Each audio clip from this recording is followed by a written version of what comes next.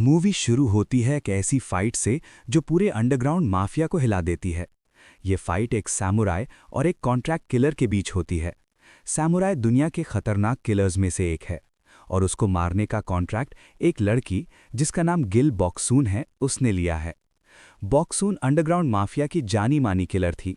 ये फाइट बड़ी इंटेंस होती है, लेकिन सैमुराई को मारना इतना आसान काम नहीं था। तो गिल बॉक्सून ने उसे शॉट किया और अपना कॉन्ट्रैक्ट पूरा करके अपने घर आ जाती है। गिल बॉक्सून की एक बेटी भी है जिसे वो बहुत प्यार करती है और वो उसे दुनिया की हर खुशी देना चाहती है। बचपन में बॉक्सून का बाप उसे बहुत मारता और सजा देता था। इसी वजह से वो अपनी बेटी से इतना प्यार करती है। हम स्टोरी में देखते हैं कि एक आदमी है जिसका नाम मिस्टर चा है और उसकी एक बहन भी है जो एक किलिंग कंपनी चलाते हैं। मिस्टर चा ने ही गिल बॉक्सून को ट्रेनिंग दी और इस इंडस्ट्री में लेकर आए। बॉक्सून अपने दोस्तों के साथ पार्टी करती है, उनके दोस्त भी इसी इंडस्ट्री में काम करते हैं। मिस्टर चा इस इंडस्ट्री के हेड हैं जिन्होंने कुछ रूल्स बनाए थे, जिनमें से एक रूल ये था कि कोई भी बच्चों को नहीं मारेगा। अगले दिन गिल बॉक्सून अपनी बेटी को स्कूल छोड़कर अपनी कंपनी जाती है, जहां मिस्टर चा की बहन गिल बॉक्सून से मिलती है। वो बॉक्सून से बड़ी नफरत करती है और चाहती है कि किसी तरह बॉक्सून मर जाए। स्टोरी में एक नए कैरेक्टर की एंट्री होती है जिसका नाम किम यंग जी है। यंग जी की फाइटिंग स्किल्स बड़ी कमाल की हैं और वो अपने बैच की टॉपर है। यंग जी भी उसी कंपनी में है जिसमें बॉक्सून काम करती है। यंग जी बॉक्सून को अपना आइडियल मानती है और बिल्कुल उसकी तरह बनना चाहती है। मिस्टर चा की बहन बॉक्सून से कहती है कि ये लड़की तुमसे बेहतर है। बॉक्सून यंग जी को चैलेंज करती है। यंग जी एक खतरनाक फाइटर है, लेकिन बॉक्सून के सामने वो कुछ नहीं और बॉक्सून उसे हरा देती है। मिस्टर चा बॉक्सून को बुलाता है और उसे एक कॉन्ट्रैक्ट देता है। मिस्टर चा ये कॉन्ट्रैक्ट बॉक्सून को देकर खुद रशिया एक कॉन्ट्रैक्ट पूरा करने जाते हैं। मीटिंग के दौरान बॉक्सून को स्कूल से कॉल आती है कि उसकी बेटी ने स्कूल में किसी को इंजर्ड कर दिया है। बॉक्सून ये सुनकर स्कूल भागती है। वो अब बड़ी परेशान होती है। उसे डर होता है कि उसकी बेटी बड़ी होकर उसके जैसी ना बने।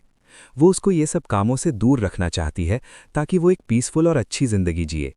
मिस्टर चा रशिया रवाना होते हैं। बॉक्सून रिटायर होने वाली है और ये उसका लास्ट कॉन्ट्रैक्ट है जिसे उसे पूरा करना है। कंपनी की तरफ से यंग जी को भी इस मिशन पर भेजा जाता है, जो यंग जी का पहला कॉन्ट्रैक्ट है। दोनों अपने मिशन पर निकल जाते हैं, लेकिन बॉक्सून जब विक्टिम को देखती है तो वो ये कॉन्ट्रैक्ट पूरा नहीं करती और वापस चली जाती है। बॉक्सून मिस्टर चा को कॉल करती है और सब बताती है।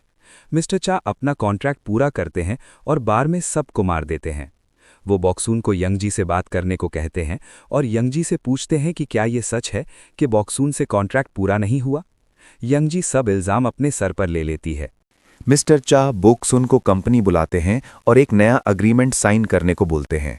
बोक्सुन रिटायर होना चाहती है, लेकिन अगर वो ऐसा नहीं करती तो कंपनी उसकी जान ले लेगी। बोक्सुन इस अग्रीमेंट के लिए रेडी हो जाती है। मिस्टर चा की बहन बोक्सुन के दोस्तों से मिलने आती है। यंग जी बोक्सुन के घर आती है क्योंकि उसे कंपनी से निकाल दिया गया है और अब वो बोक्सुन के साथ रहेगी। बोक्सुन जब अपने दोस्तों से मिलती है तभी उसे पता चलता है कि उसके दोस्तों ने वो कॉन्ट्रैक्ट पूरा कर दिया जिसे बोक्सुन ने छोड़ा था।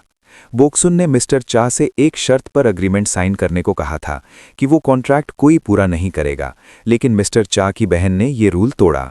अब वो बोक्सुन को मारना चाहती है। वो उन दोस्तों को कॉल करती है और बोक्सुन को मारने को कहती है, जिसके बदले वो सबको अपनी कंपनी में काम करने देगी। वो सब मिलकर बोक्सुन को मारने लगते हैं, लेकिन यंग जी बोक्सुन का साथ नहीं छोड़ती और दोनों मिलकर सबको मार देती हैं। अब बोक्सुन बड़े गुस्से में होती है और मिस्टर चा की बहन को मारना चाहती है। वो जैसे ही बार से बाहर निकलती है, मिस्टर चा उसे पकड़ लेते हैं और कहते हैं, अगर तुमने ऐसी कोई हरकत की तो मैं तुम्हें अपने हाथों से मारूंगा, और उसे अग्रीमेंट साइन करने को बोलते हैं। अगर बोक्सुन साइन नहीं करती तो सारी कंपनी मिलकर उसे मार देगी। बोक्सुन मान जाती है, लेकिन यंग जी को छोड़ने की शर्त रखती है और वहां से चली जाती है। अब सारी कंपनी बोक्सुन की जान के पीछे पड़ जाती है, लेकिन मिस्टर चा उसे बचाते हैं। अगर वो ऐसा नहीं करते तो बोक्सुन के साथ मिस्टर चा की बहन भी मारी जाती, क्योंकि कंपनी का रूल है कि कोई मेंबर दूसरे मेंबर को मारने का ऑर्डर नहीं देगा, और ये रूल मिस्टर चा की बहन ने तोड़ा था। मिस्टर चा ने दोनों को बचाना था, इसलिए उन्होंने मामला सुलझा दिया। बोक्सुन कंपनी में मिस्टर चा की बहन से मिलने जाती है, जहां वो बताती है कि उसने यंग जी को मरवा दिया है। ये सुनकर बोक्सुन को बहुत गुस्सा आता है और वो उसे मारकर मिस्टर चा को लड़ने का चैलेंज देती है।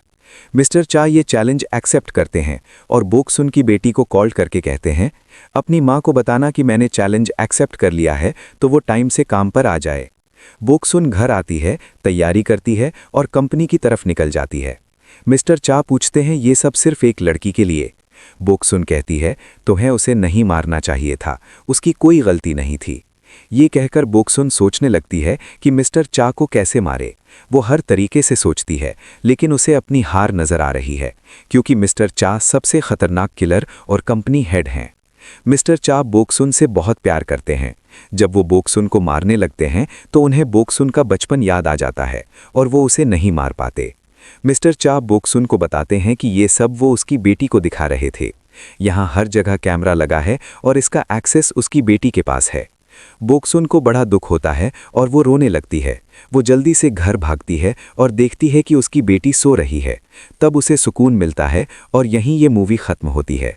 अगर आपको मूवी पसंद आई तो लाइक और सब्सक्राइब करना ना भूलें।